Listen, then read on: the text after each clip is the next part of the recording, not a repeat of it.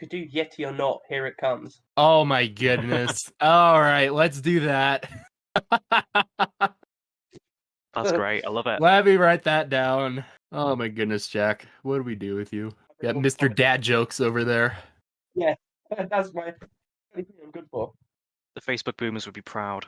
Yeah.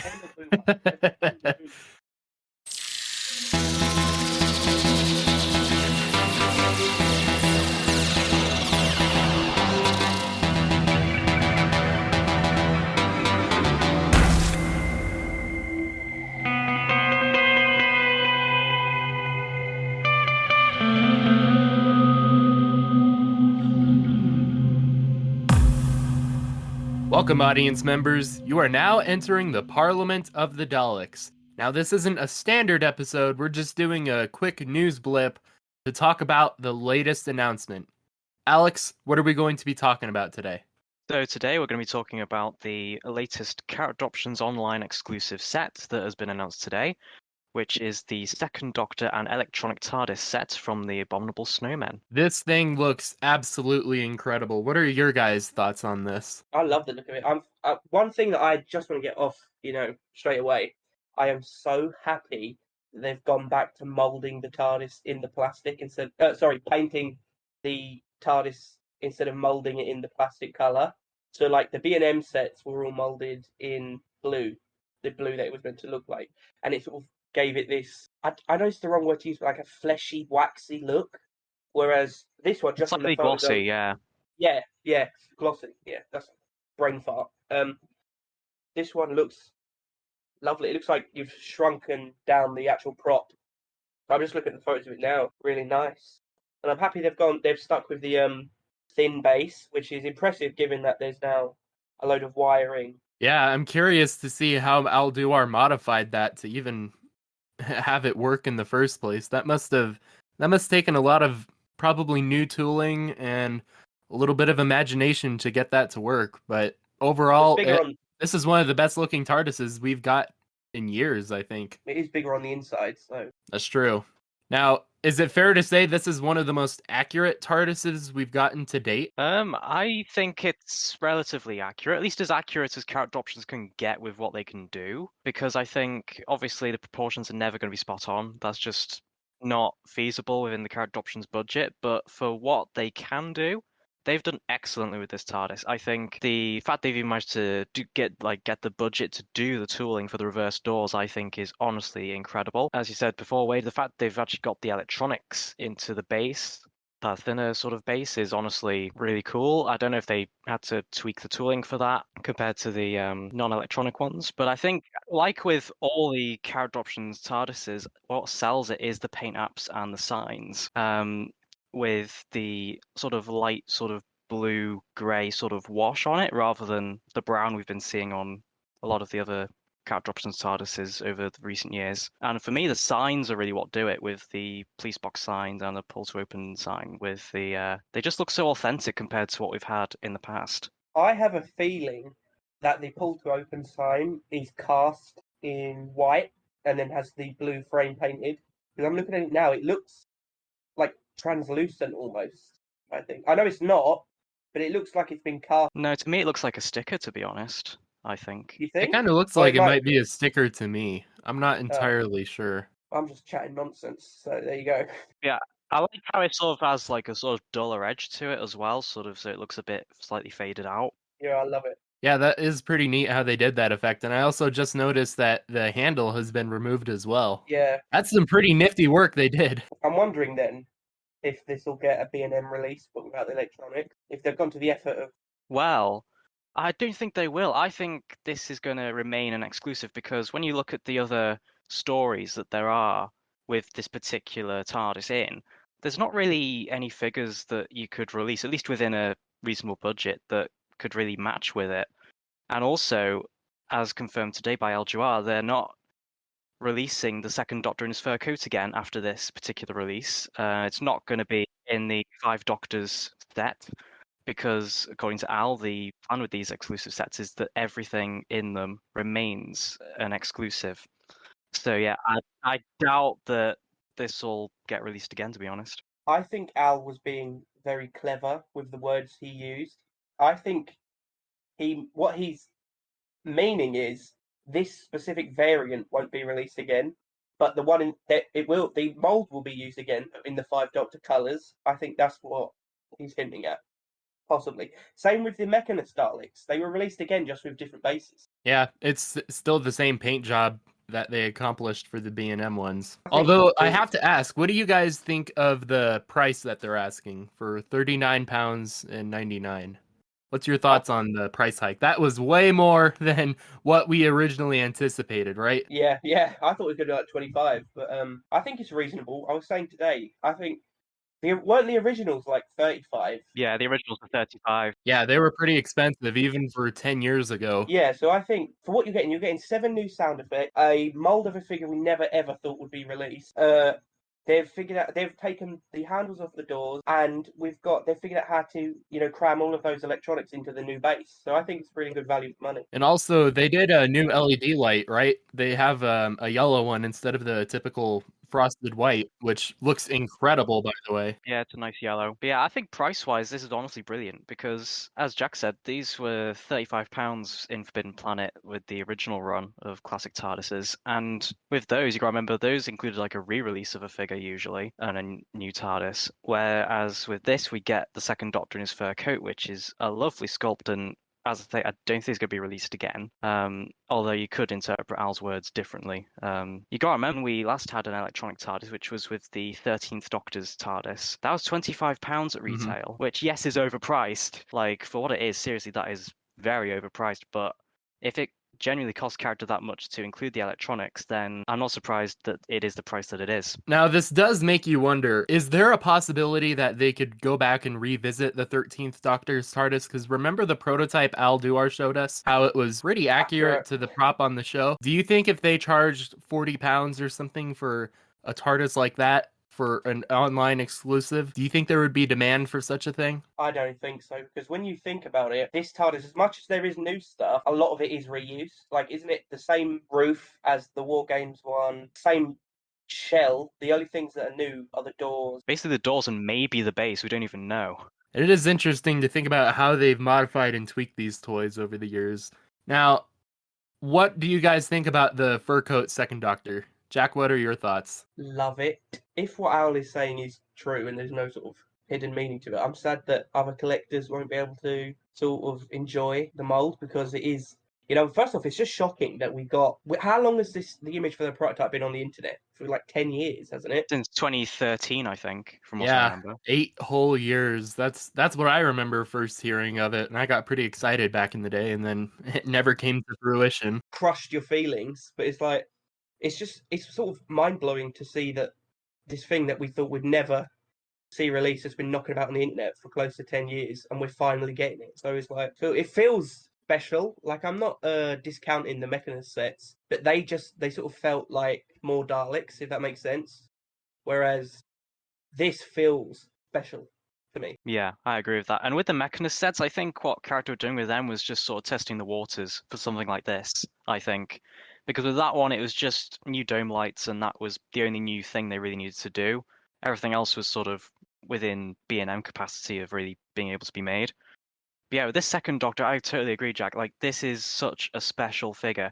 We've been waiting for this for what feels like a decade, pretty much. And it's gorgeous, really, as a sculpt, because it's the original sculpt that we saw on the prototype. It's not like the Terror of the Zygons Fourth Doctor, where they've sort of redesigned it. This one is the exact same design as that one. So it really holds, weirdly, a bit of nostalgia in a way, I think. Yeah. In an odd way. Even though it's, of course, painted differently, because this one is based off the Abominable Snowmen and the prototype was based off the Five Doctors. Yeah, it's such a gorgeous figure, and I'm really happy with the attention to detail they've put on it. Even things like getting the trousers correct and the boots correct as well. They have like that sort of tan grey soles on them, which isn't present on other Second Doctors. The only thing that would have, like, this is pretty much perfect as it is, but the only other thing I would have loved is if they had done the sort of swooped over hair instead of the standard. I was just going to say that too. I really do love this figure, and I think it's honestly amazing just looking at it and thinking that we finally have this figure I'm really pleased with it and everything, but can you imagine how much cooler it would have looked with the original Second Doctor prototype head that they made with the swooped hair? Would have been amazing. That would have like sealed the deal for how amazing this set would have been. Absolutely. Because then you could have gotten other variants with that Second Doctor head. You could easily make a salamander. That would be fantastic. Or you could do a couple of like costume variations with that head sculpt. It would be so fitting for character options to release that maybe down the road. And I would totally be open to them doing a Second Doctor with his stovepipe hat that he had in Power of the Daleks. Absolutely, I'd love that one. Yes. I do think though, playing back into what Al said, earlier, this might be the only time this figure gets released. But who's to say this doesn't get re-released in B&M with no electronics and a new head? That is an interesting way of looking at it. I'm honestly not sure. I have to see Al's message. Well, Al Jor did say in the post that there won't be any variants of this did he? Second Doctor. Yeah, he said no variants. So he specifically said variants? Yeah, he said the word variants. Been watching too much Loki. Yeah. So yeah, I do highly doubt we will see this Furco Second Doctor ever again. Same for the TARDIS. You know what though as well, sorry, I know I'm going off track a little bit here. It must have been so, like, the feeling Al must have had to know, like, everyone says, oh, Doctor Who's dying, there's no interest in it. Their website crashed because so many people tried to buy this. So that the feeling Al must have had, like the validation he must have felt to know that so many people wanted this, their website crashed. Yeah, I woke up at 3 a.m, went to the character options website to check it out. That dang website couldn't even load. I couldn't even get in through the front door. I went back 40 minutes later, still wouldn't work. So I'm like, oh, forget it. I'm just gonna go to bed. And then I woke up this morning and I see it's finally available. And then I saw the price and I'm like, what? I'm going back to bed. Overall, I think this is one of the most impressive character options toys we've gotten in years. And I know we say that every single time they make something new, but I genuinely feel like this is validation that character options and Alduar especially really do care about us and that they want the longevity of this line to just keep going and going and going. I mean, think about this. If we were to look at the year 2018 with what we got from that, with the first time we got a classic TARDIS, and then knowing just a couple of more years we would get something like this, my mind would have absolutely been blown at the thought of that. No, believed, Yeah, back then our minds would have not have even considered this was on the table, like at all. Like this would be so out of reach.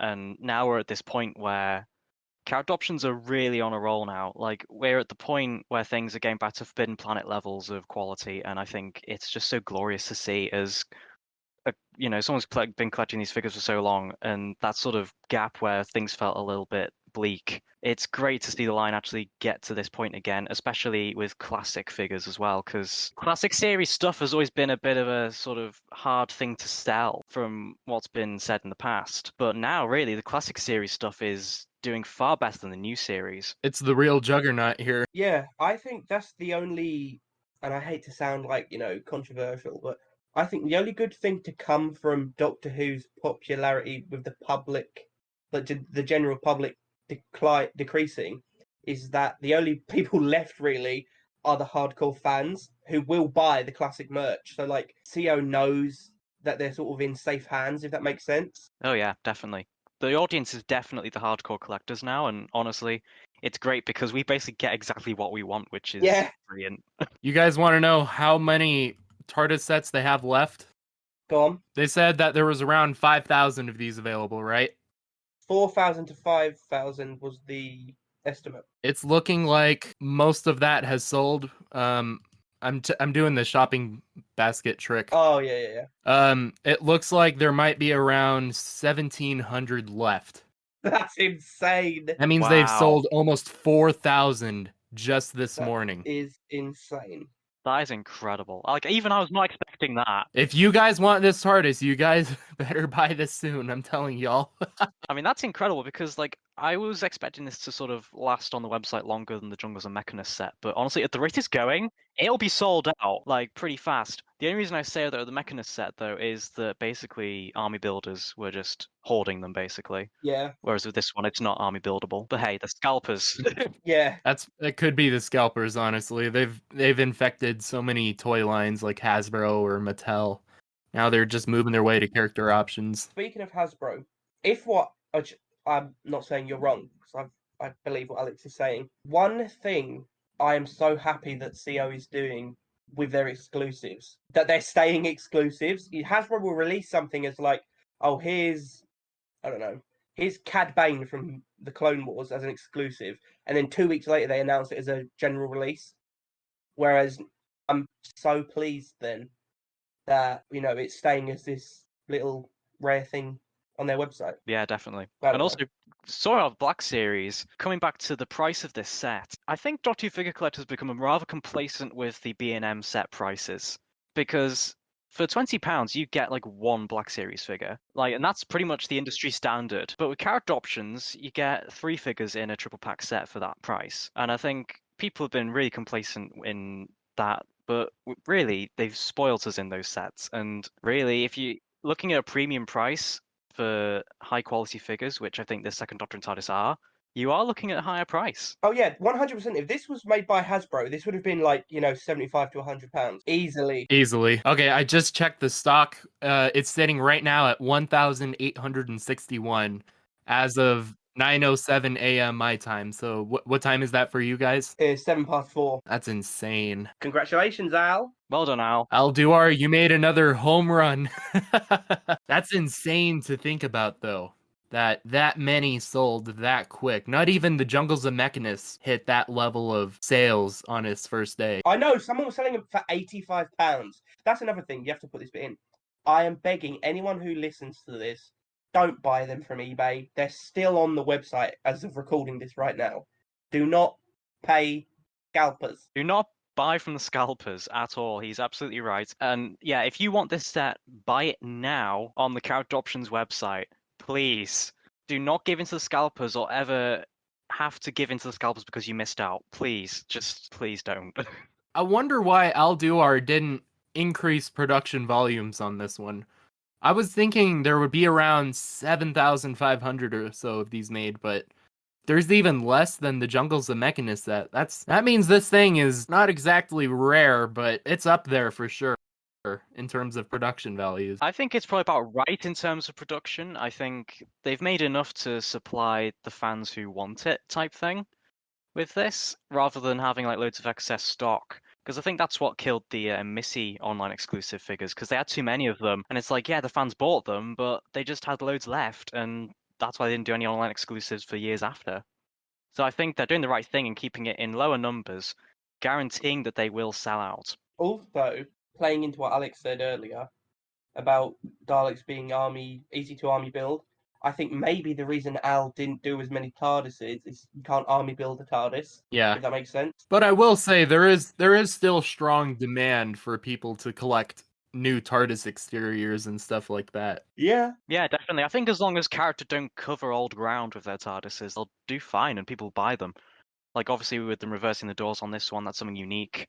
And I think as long as they keep on having at least something about them that's just that little bit different and interesting, then I think fans will buy them. I hope this also sort of maybe opens the door to New Who boxes. That'd be nice. Yes, because this one does have the New Who sounds in it, so I think it could be doable. I would imagine like a War Doctors online exclusive with a new lamp. I'd love that. That'd be cool. Or a Bad Wolf TARDIS, like the prototype all those years ago. Oh, I would love that. I remember looking at that every day when I was little, thinking I want it, and I did my own with Tipex. As a kid, I thought it was a real product, but I just saw it on the Doctor Who Toys website and thought it was a real thing. So did I. Yeah, I remember thinking that as well. Now, everyone's gonna think I'm a scalper for asking this, but this is a legitimate concern or claim to be said. How much do you guys think this thing will be worth in the future?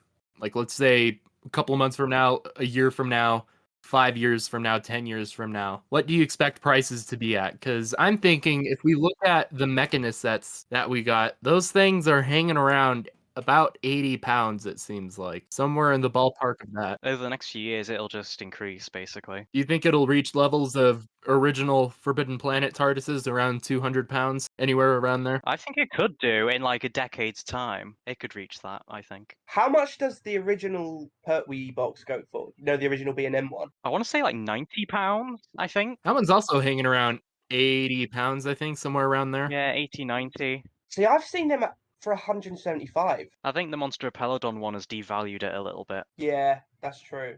But in terms of production values, that one's also really small on the scale because there can't be more than, I think official numbers is 1,100 to 3,300. I want to say those were about the production numbers on that thing. Yeah, certainly very limited. So many people struggle to get that one. That's because I owned all of them. I owned like 7. My B&M, my You local hoarded- B&M. You're Yeah. greedy. I know, I'm scum. I remember there being such a argument on Twitter over like people buying more than one. It's like, well, I'm not buying them to sell. I'm buying them to customize. I have no classic TARDISes. I want to get as many as I can to make as one for each Doctor. Probably regret that now, don't you? Oh yeah, 1000%. I mean, back in the day, that was the first classic TARDIS we got in years, and we weren't sure if we would ever get them again, because that was when Al Duar was like, if this thing fails, we're not making Doctor Who toys anymore. And we were like frantically trying to buy these things. And I know I did in 2019. I spent 80 pounds at the Who Museum there just so I could get it, and I didn't have a single problem with it. That's probably the most overrated box as well from the B&M line, ironically. I still love it, honestly. It's nice, but I don't care what you guys say. it's not the Sharda TARDIS. Come on, that Sharda TARDIS is the best thing B&M has ever released. Oh yeah, I was a huge fan of that one, more than the Androzani 5th Doctor one. I was all for the Shada. For me, my favourite is the Visitation 5th Doctor one, but then I'd have the Sharda one second. Yeah, that's pretty good. But I don't even like the Sharda box, like the prop. Oh yeah, the prop's horrible. But there's a toy, it just works, doesn't it? Yeah. Same with the Recon Dalek, but we won't bring him up. Wade might die. No, I can admit, the Recon Dalek as a toy is phenomenal. Oh, trendy. But Hot take. yeah, honestly, just looking at this set, it brings a smile to my face, thinking that this is now possible for Doctor Who toys. I mean, think of what else we can get, because as far as I know, what did Al Duar say? That there was 3 projects for the online exclusives in the works? Yeah, 2 or 3, I think. He definitely said there's more coming, so... That means we're either going to see something pop up this year, or maybe it'll pop up next year in the spring or something like that. I'd love a console, classic console. A Nardole? Oh, a console? Console. I would love A console that. would be fantastic. Or a I'd Nardole. love I'll a take either. console.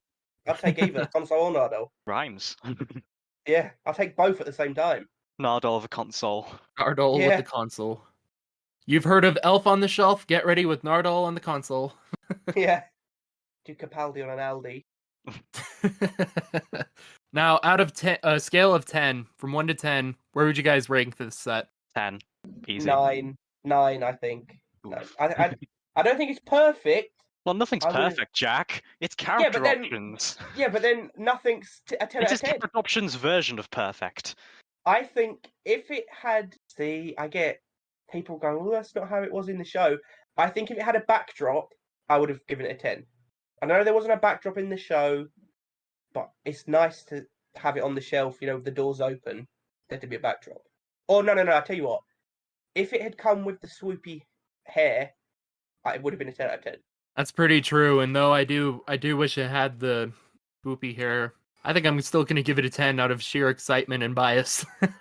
Simp, Yeah, the definitely. simp celery in this chat. That's the simp in me. Well, mine is simp just goes, we've got a Furco second Doctor. How can that not be a 10? It's brilliant. It's perfect. I don't know. I mean, I know some people complained about the paint apps on the coat, but honestly, from the promo shots, I think it looks great. Sort of that sort of depth with the texture of the fur that they've got with the paint apps. I honestly think it's I great. do like it actually, and I do remember some people complaining about it, like, oh, that looks like crap. But I look at it, and then I look at the color photos that we have on hand, and I'm like, that's actually pretty dang accurate for Yeah, how much they nailed the it. problem is that people were basically looking at the Five Doctors version for reference, and it's like, well, it's not based off the Five Doctors. Yeah. It's on the Abominable Snowmen, so use that story for your references. I do think it needs maybe a wash though, just to bring out the sort of deeper details. The one thing I could say is they should have probably painted the string that's tying it together. That's the one thing I sort of wish they painted on. But I'm the resident hater in this podcast, so I'll always have to be negative. Well, I think that just about covers it. This set is absolutely phenomenal, and please, just buy it. I don't care if it puts you in debt or anything. Just buy it and save yourself the trouble. You cannot miss out on this wonderful and fantastic product. So, thank you so much for listening to this little news blip. And I also want to mention that Parliament of the Daleks, we're having our first legitimate episode coming this Friday. We'll be talking about the year 2005 and 2006 for character options, so be sure to stay tuned for that. If you enjoyed this episode, be sure to leave a like and subscribe, and share with your friends.